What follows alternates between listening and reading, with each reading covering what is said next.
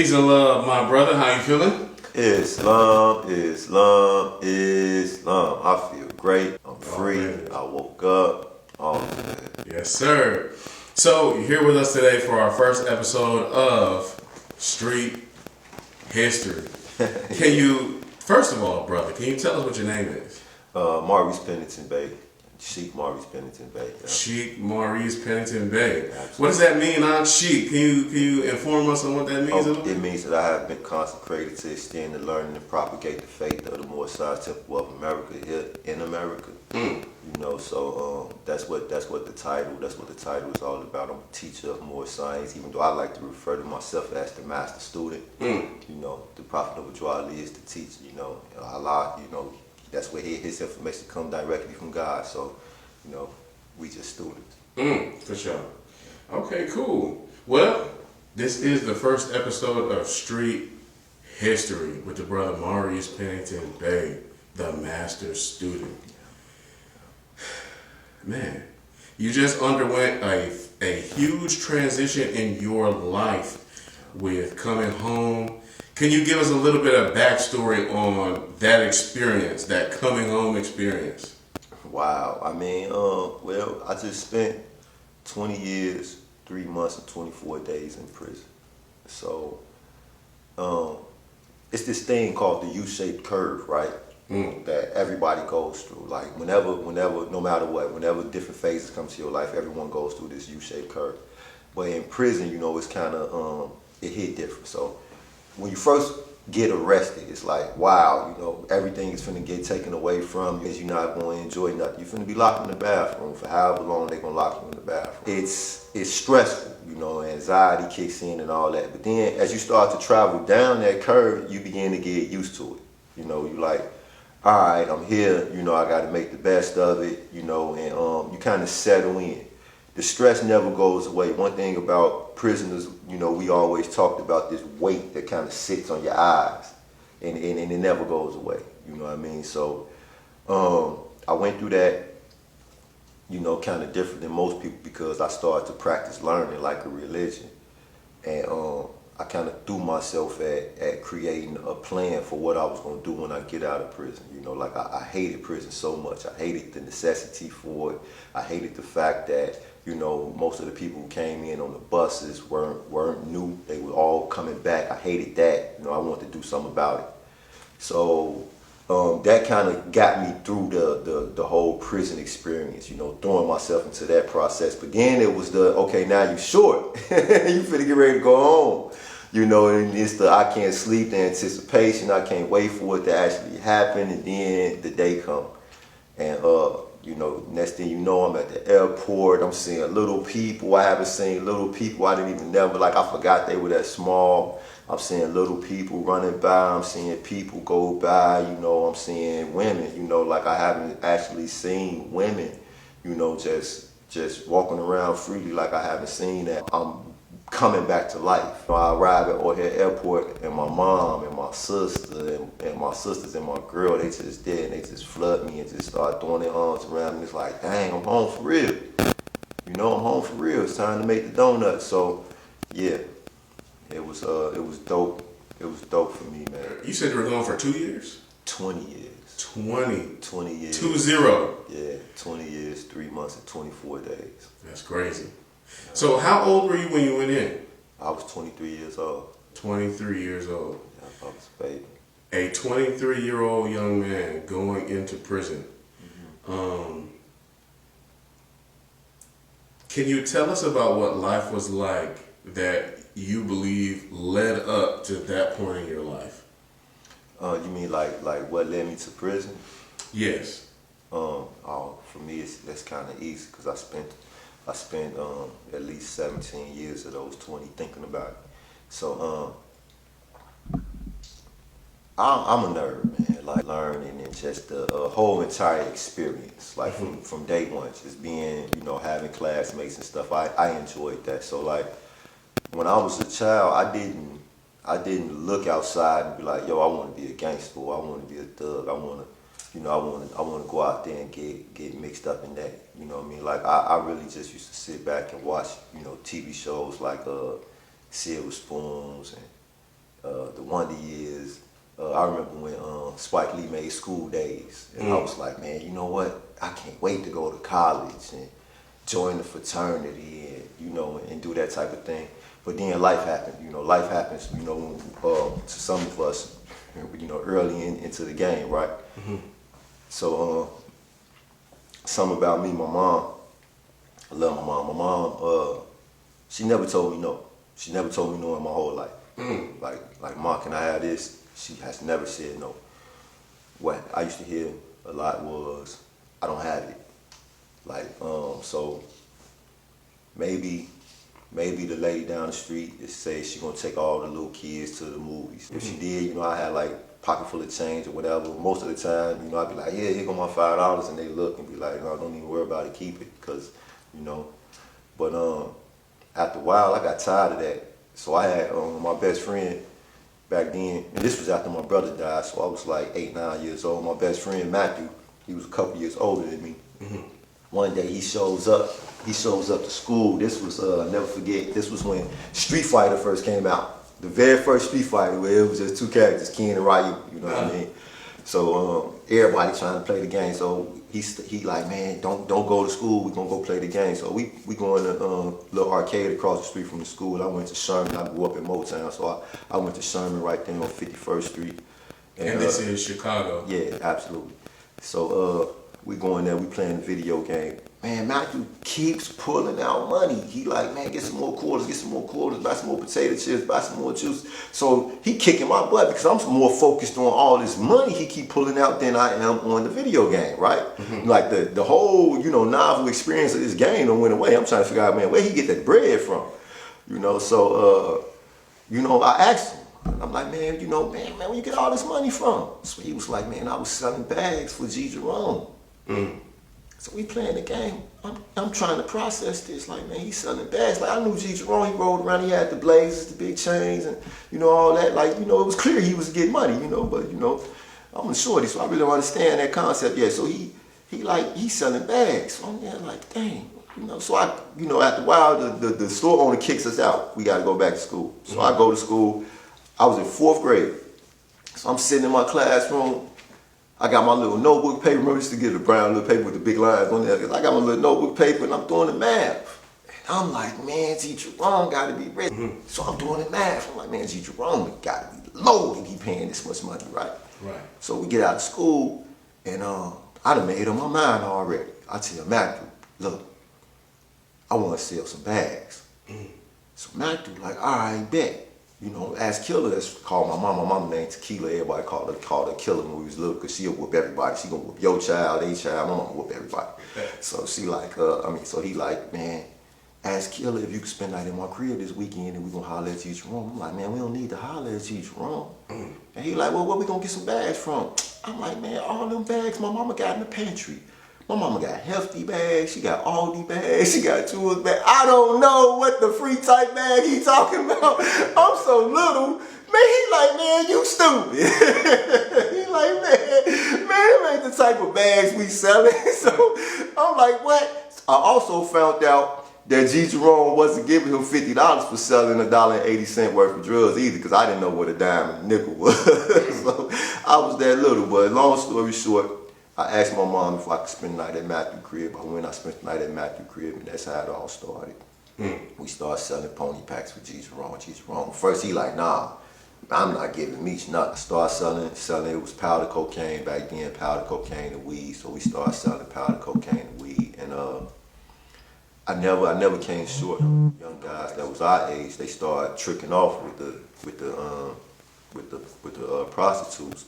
You know, I wasn't never into that. You know, so like, if I got some work from you, you was guaranteed to get your money back. So, you know, my mom wouldn't let me. You know, I came in the house a couple times with a couple new shoes and a chain, and my mom was like, "Yo, where you get that from?" My girlfriend bought it to finally. She was like, "That girl better not buy you nothing else." You know, so I couldn't spend my money. You know, so if a pack got stolen, you would never know about it. You know, I just replaced the money, give it to you. That kind of evolved into, you know, I'm out here. You know, so cars coming through, you know, back then it was security on the block. They get to shooting up the cars, tell us all to get out the way.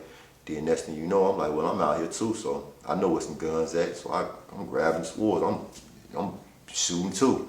You know, so it kind of evolved, you know, a downward spiral effect. So I went from being this young person that, you know, wanted to go to, that person never went away. You know, that's important.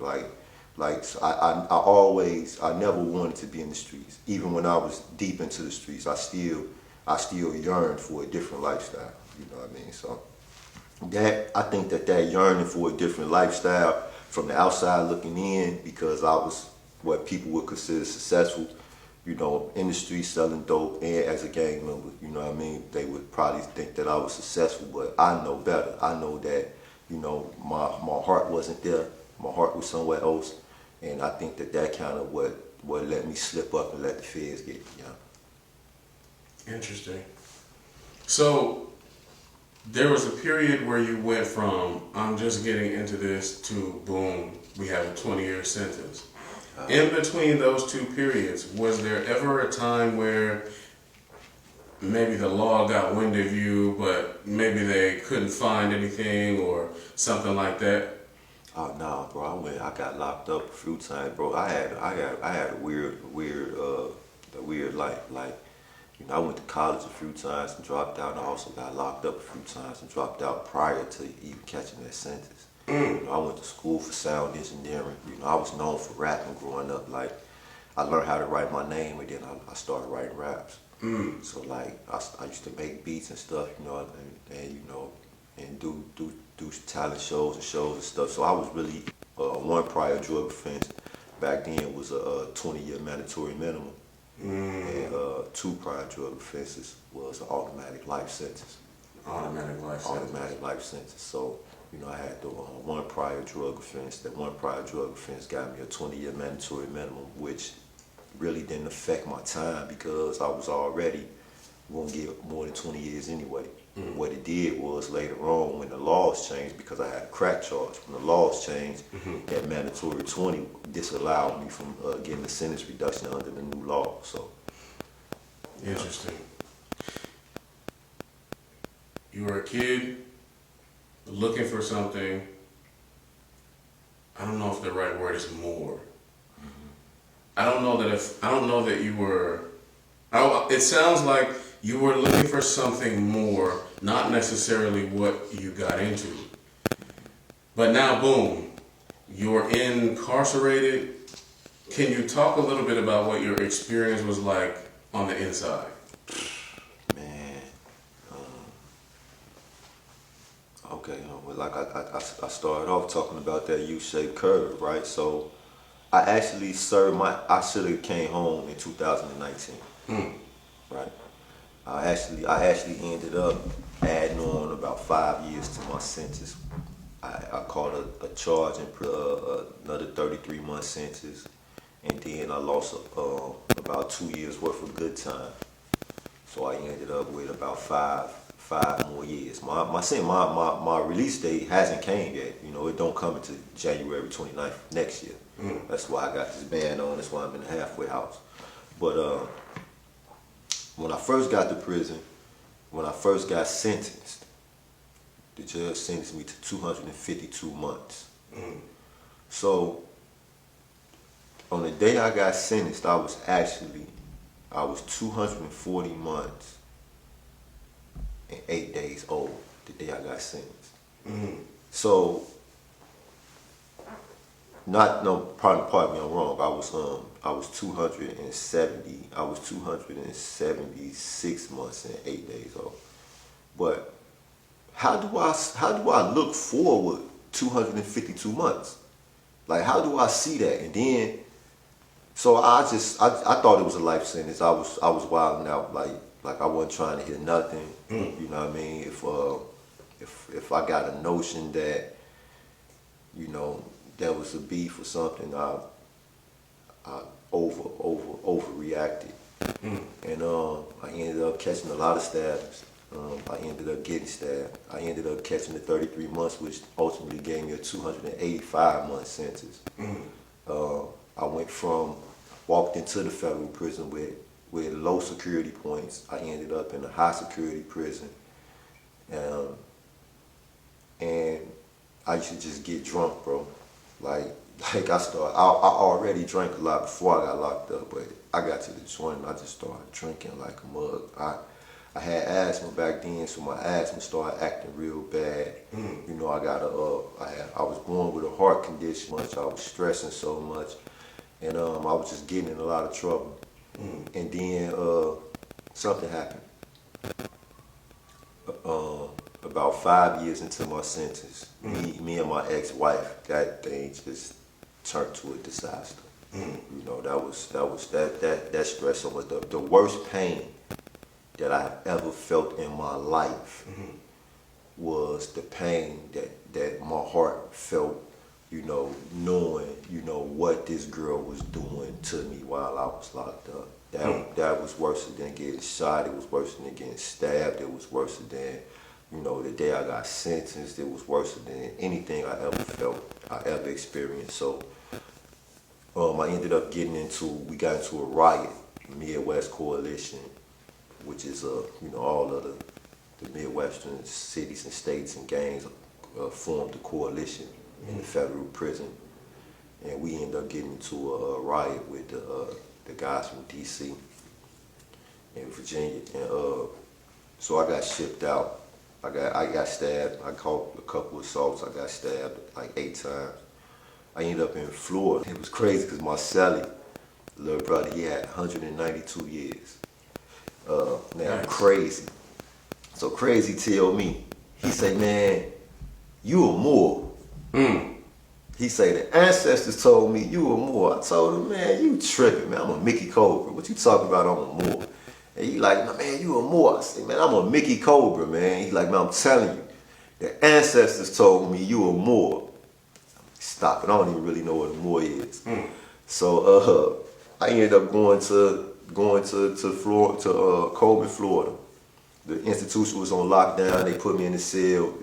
Light skin, bright skin, older brother. His name, they called him Miami Red. His name was Michael Wispy. So go in the cell. So he, you know, we tell him a little bit about me, tell him my name. You know what I mean? They call me Snake. Tell him, well, you know, what happened, how I got there and stuff. So he opened up his locker. He gave me a bar soap, you know, all the things, the cosmetic things that you need, right? But I'm looking in this locker, and the locker is like, it's like empty. It's like really nothing in it. You know what I mean? Like no food, absolutely not on there. So you could tell like he been smoking the Bible. You know what I mean? So the brother turned around. He watched the TV out the door, and I'm looking at him. He had been locked up 20 years. I had been locked up 5, and I'm looking at him. I had been locked up 4. I looked at him, and I'm like, his pants was sagging, all his hair was gray. He had his back turned to me, looking at watching the TV, and I was looking at him, and I was like, right then and there, it's like, man, I don't want to be that. Now this is a good man, I love him to death, but I didn't want to be that. Like I didn't want to be, you know, after 20 years, you know, overgrown, pants sagging. Then he turned around and he like, man, if you gonna want something to read, I got some books right there by the locker. And I look, it's a pile of urban novels. And I'm like, I do not want to be 40-something years old reading urban novels with an empty locker stuck in prison after 20 years. Something got to give. I don't know what to do. You know, like I don't know what give look like. I don't know what change look like. But something got to change. Now, mind you, I done been through everything. I done been shot, I done been stabbed. My brother done died. My brother hung himself. I cut him down. I did all this when I was a little kid. So I done been through so much where I'm not afraid to go through something new. And I know, like, I got to go through something because I'm not finna keep going this way. If I keep going this way, I'm never getting out of here. And even if I get out, I'm coming back because I'm seeing people keep coming back.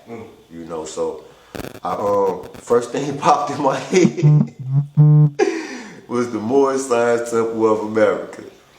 Because back then in the joint, then none of the so-called homies, the older dudes that was there, they ain't want to talk to me. They weren't trying to give me no game. They like, man, that shorty wild. He tripping. I'm gonna let him do what he do. But it'll always be a Moor that'll sit down and chop it up with me, talk to me, you know, try to give me some game and stuff. So I just like, man, Moorish Science Temple of America. That's the first thing I thought about. And I asked my cellie, was it any Moors in the unit? And he was like, he don't know. And he thought about one of his homies, and he got his homie to send me down the Quran and some literature and stuff. And I opened up the Quran, even though I had 2 Qurans, but I had never read them. I had Moors who I gave me 2. I had never read them yet. You know, and I didn't have my property at the time yet anyway, but he gave me the Quran and stuff, and I read it, and it was on from there. So I ended up getting some more books and stuff to come out. So I was still, you know, I'm going out kicking it with the brothers. You know, as soon as we come off lockdown, they give me 2 knives, because that's what they, you know, they hit all Snake here. That's what he do. He push knives, so they gave me 2 knives. And so I'm gambling, drinking, smoking, and but I'm reading this Quran.